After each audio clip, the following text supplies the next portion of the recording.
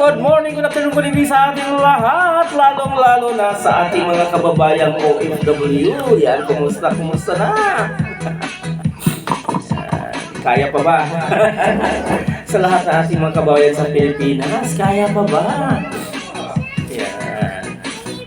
Alam naman natin, may crisis ngayon sa ating bansa, sa langis. Langis lang ang ano, pero ang mga lahat na bilihin ang tumataas. Mababa ang pasweldo, mahal ang bilihin. Kaya pa ba mga minamahal ko dyan?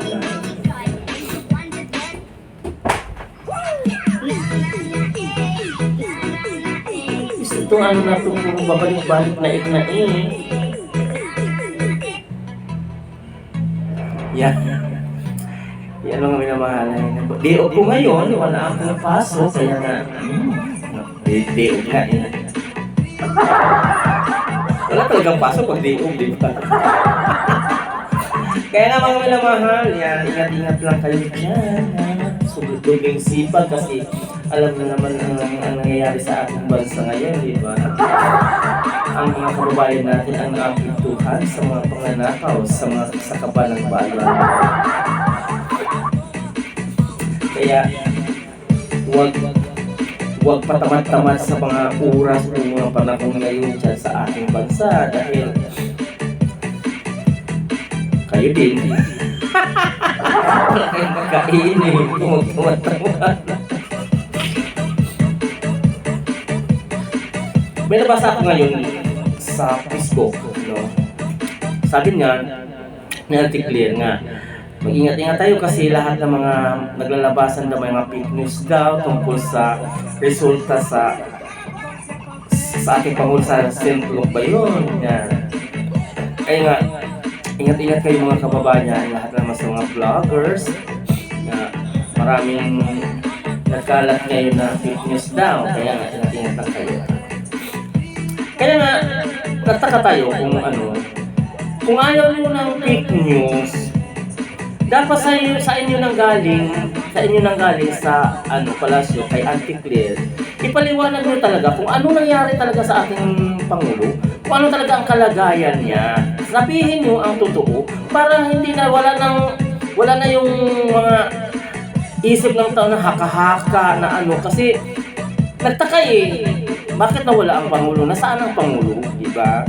Dapat kayo mismo ang magpaliwanag kung ano talaga ang nangyari, kung ano talagang kalagayan ng ating Pangulo. Dapat kayo ang mismo, yung totoo, yung hindi yung mga yung kasinungalingan. Kasi maraming naglalabasan ng video na galing ng Bataan ba yun? May mga video na nagsasalita ang Panginoon, Pangulo natin doon. Pangulo natin doon. Sabi nyo, noong April 9 ba yun, ng araw ng kagitingan, samantala na doon naman si Enrile, yung naglabasan ng mga video doon si Enrile. Kaya nga, nakapagtataka, nabuhay si Enrile. Kaya nga, kayo mismo sa palasyo ang paliwanag kung ano talagang totoong nangyayari o kalagayan ng ating Pangulo para iwas fake news. Dapat kayo ang mangunguna. Kung talagang ayaw nyo ng fake news, dapat kayo ang mangunguna magsabi ng totoo. Diba? Kaya nakakapagtataka. Tapos ngayon, ang mga taong nag-isip ng nagpupost ng kakasuhan nyo, hindi naman tama yun. Dapat nga kayo sa inyo mismo nang galing yung totoo, hindi yung fake news. Kasi yung naglalabas ng video na nandyan si BBM, mataba pa si BBM, maliksi kumikilos, mabilis kumilos. Samantala yung mga talagang noong huling napanood natin si BBM, payat, tapos mahina ang niya. Tapos biglang lumakas, biglang tumaba. Parang nakapagtataka. Kaya nga kayo mismo ang kayo mismo ang magsabi ng kung ano talagang totoo. Hindi kasi iwas fake news, di ba? Kayo ang ayaw niyo ng fake news, kayo mismo ang hindi magsalita ng ipaliwanag niyo sa taong bayan kung ano nangyari sa ating Pangulo, kung ano ang kalagayan niya para iwas fake news.